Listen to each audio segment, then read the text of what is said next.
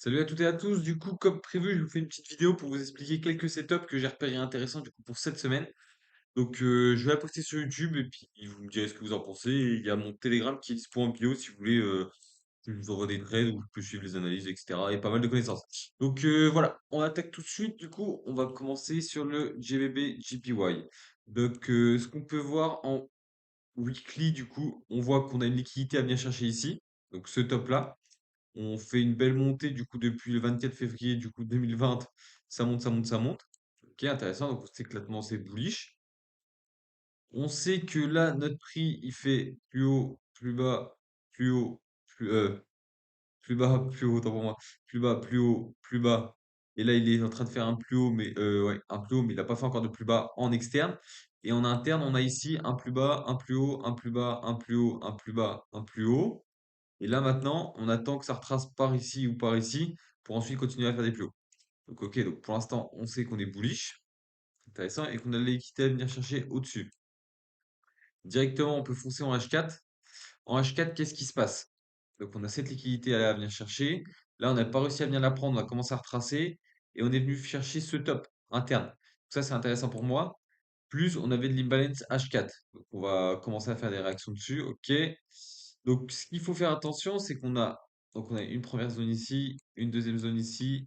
Et sinon, après, on a des zones un peu plus basses si on vient prendre cette liquidité-là, ce qui est encore clairement possible. Pour moi, là, on fait une belle réaction. On vient prendre la liquidité, on fait une belle réaction et on a ça à venir chercher. Qu'est-ce qu'on peut regarder d'autre? Le Fibonacci.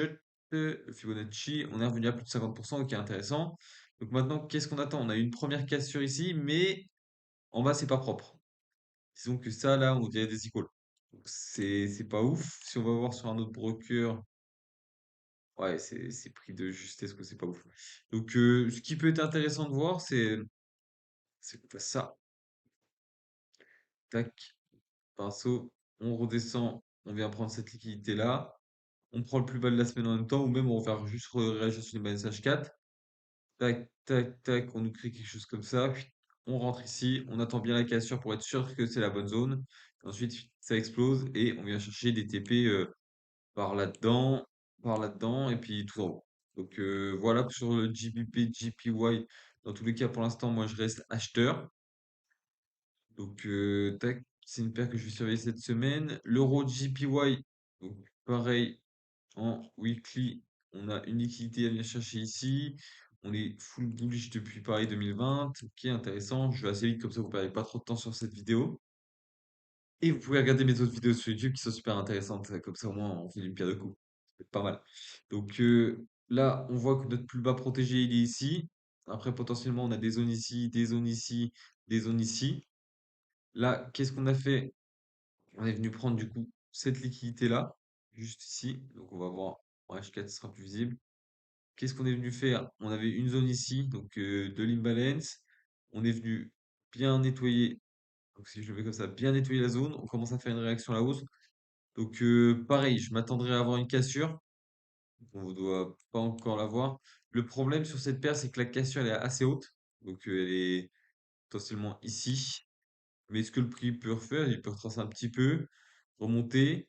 Là, nous faire une cassure qui serait maintenant ici, retrace un peu et ensuite exploser. Pour moi, ce serait le scénario parfait.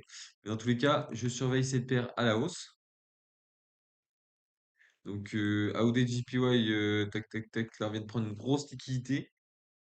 Et là, on est en train de faire une réaction à la baisse. Du coup, celle-là, je l'ai mis, mais je sais pas si je vais la garder. Je l'ai mis quand même pour l'instant et ça fait beaucoup de JPY.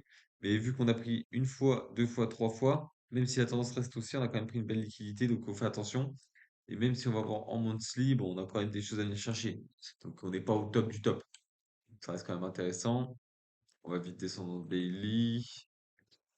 Du coup, en daily, qu'est-ce qu'on peut voir? Les paires de JPY la semaine dernière, elles sont bien tombées. Du coup, là, on commence à arriver dans des zones intéressantes d'achat. Donc, pourquoi pas potentiellement. Dans tous les cas, si je prends un GPY, je vais prendre qu'un des trois, hein. Je prendrai pas les trois parce que sinon, ça impacte trop d'avoir les trois GPY en même temps. Donc là, intéressant, j'ai notifié qu'on avait une liquidité ici, une ici qu'on a déjà pris. Du coup, cette semaine avec une belle bougie de vente. Donc ça, c'est intéressant, c'est grosse bougie de vente. Et là, on commence à retracer. Donc, potentiellement prendre des achats. Peut-être pas directement jusqu'en haut. Mais pareil, on attendra des cassures pour pouvoir entrer. Là, on a eu quand même une belle cassure que j'ai notifiée ici. On est venu prendre cette liquidité, donc c'est un imbalance M5 sûrement. Ouais, il n'y avait pas d'imbalance M5, mais on est revenu ici et on regarde. Donc là, on a presque le setup. Après, où est-ce qu'on se protégerait? Moi, je me protégerais vers là. Je me protégerais pas directement en dessous de ce lot, parce que c'est le lot de la semaine. On peut clairement venir le chercher, parce que c'est de la liquidité aussi. Donc, je me protégerai un peu plus bas si je rentre, mais pour l'instant, je vais attendre de voir demain ce qui se passe. Je rentrerai pas directement à l'ouverture ce soir. Donc, on passe tout de suite à UDC HF. Qu'est-ce qu'on sait? On sait qu'en weekly, on reste baissier. Que, ouais, intéressant. Mais qu'on a une belle liquidité à bien chercher ici. C'est pourquoi moi, je vais chercher des achats pour l'instant avant de repartir à la baisse. Là, qu'est-ce qui s'est passé? On est venu taper un imbalance daily, du coup, on voit ici. Super intéressant, il était propre celui-là. Et on commence à réagir un petit peu. On est venu taper une fois, on est revenu un peu descendre. Et on est venu prendre cette liquidité, surtout ici, il nous reste de l'imbalance H4, donc on fait attention. Et il reste aussi, je n'ai pas notifié ici pour que ce soit perfect, H4. Voilà. Comme vous pouvez le voir, là, on a fait une micro prise de liquidité. Ici, à cet endroit-là, c'est pas super clean. C'est une petite mèche qui dépasse et qui fait chuter. Et là, on a fait une prise interne. Du coup, on pourrait revenir clairement rechercher ça. Et après, pourquoi pas par la suite un peu plus haut pour ensuite rechuter et venir chercher des plus bas. Qu'est-ce que j'attendrais? Du coup, j'attendrais. Là, je crois que ça, c'est pas sur tous les brokers. Ouais, voilà. Sur les autres brokers, ça rentre. Donc là, qu'est-ce qu'on a comme structure? Comme on peut le voir, on commence la structure M5, M15, du coup, plus haut, plus bas, plus haut, plus bas. Ici, on vient break, donc on va voir sur l'autre, ce sera beaucoup plus simple. On est en train de break. Comme j'ai dit pour les autres analyses, on est sur du plus bas, donc ça, c'est une liquidité, donc on fait attention quand même. Et on sait qu'on a de l'imbalance H4 en dessous encore. Donc ce qui est fort probable, c'est que le prix fasse ça, tac, et ensuite explose. Pour moi, ce serait intéressant. Là, s'il redescend, il reprend le plus bas. Et il refait une cassure, tac, je peux me placer pour les faire, pour les prendre des targets dans un premier temps par là-dedans, ensuite ici et au-dessus là. Et ensuite, je garderai pas ma position plus haut, ça sert à rien, parce que je suis vendeur sur la grosse time frame. Donc, euro, CHF, les petits Suisses. Donc là, pareil, on va se mettre en weekly tout de suite.